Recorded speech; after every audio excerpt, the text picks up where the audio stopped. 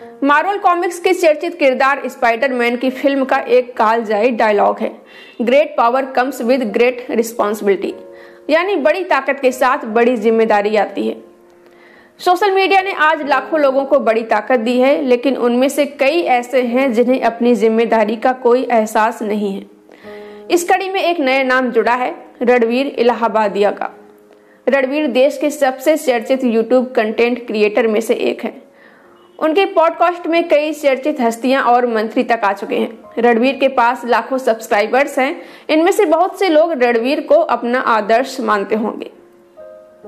ऐसे में रणवीर ने एक अन्य यूट्यूबर समय रैना के शो इंडियाज गॉट टैलेंट में जाकर पेरेंट्स के बारे में जो बात कही, उसकी उम्मीद उनसे किसी को नहीं रही होगी।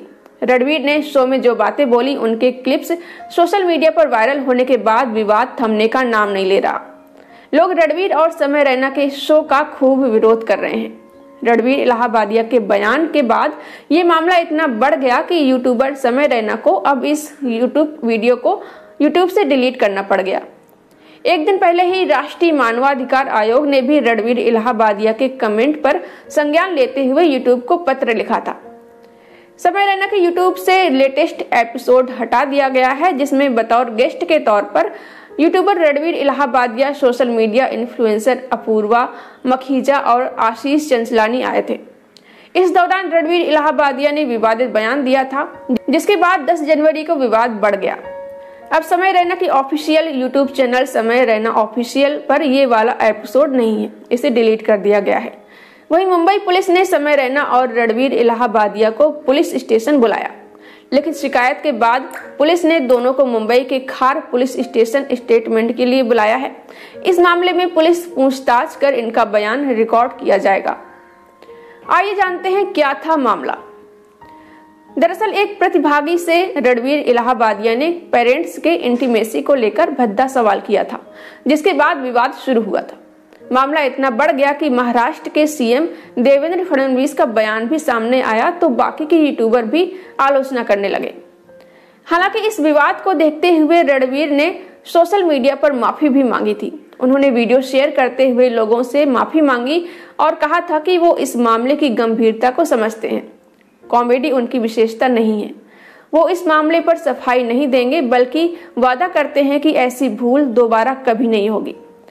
वो मेकर्स से इसे हटाने की भी अपील करते हैं। समय रैना के शो का विवाद असम से लेकर मुंबई के खार में देखने को मिला। बॉम्बे हाई कोर्ट के वकील आशीष रॉय ने थाने में शिकायत दर्ज करवाई, तो असम में भी समय रैना के शो को लेकर एफआईआर दर्ज हुई। वही बात करें सोशल मीडिया पर विरोध की, तो एक एक्स हैंडल पर एक पोस्ट वायरल है, जिसमें ये खुलासा हुआ है कि रणवीर इलाहाबादिया ने जो मजाक किया वो पहले एक दूसरे यूट्यूब शो पर कॉमेडी आर्टिस्ट के ग्रुप कर चुके हैं। वायरल पोस्ट पर लिखा है, इतना कांड करने के बाद ये पता चला कि ये भी चुराया हुआ था दूसरी जगह से, चोर बियर बाइसेप्स। ये सब कॉपी पेस्ट था।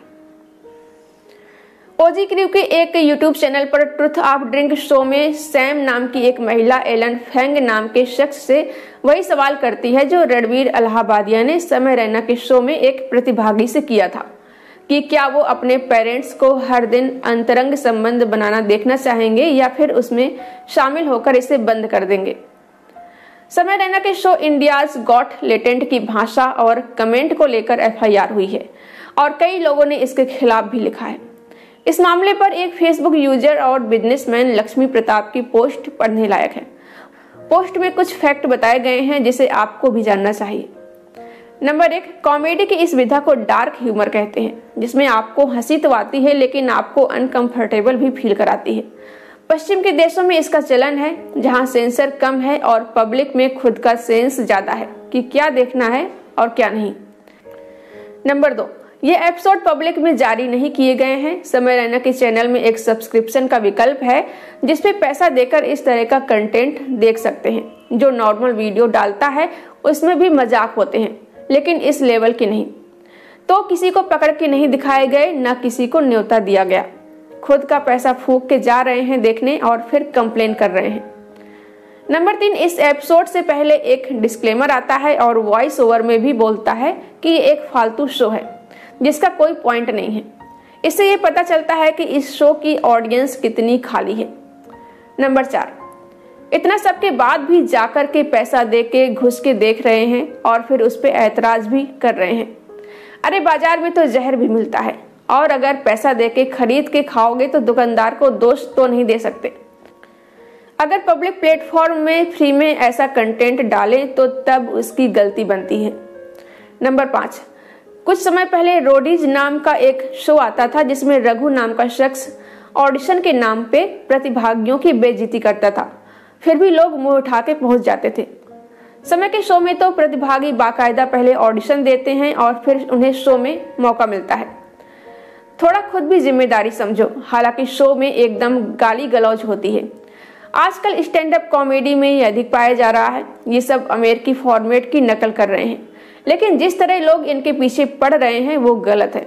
ये कुछ यंग लड़के लड़कियां हैं जिन्होंने कुछ अस्वीकार मजाक किए हैं, जिसके लिए उनकी पूरी जिंदगी के पीछे नहीं पड़ना चाहिए, न उन्हें जेल होनी चाहिए।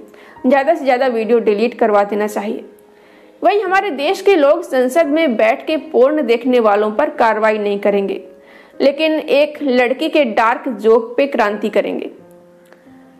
अब इसके कानूनी पक्ष भी जानने जरूरी है।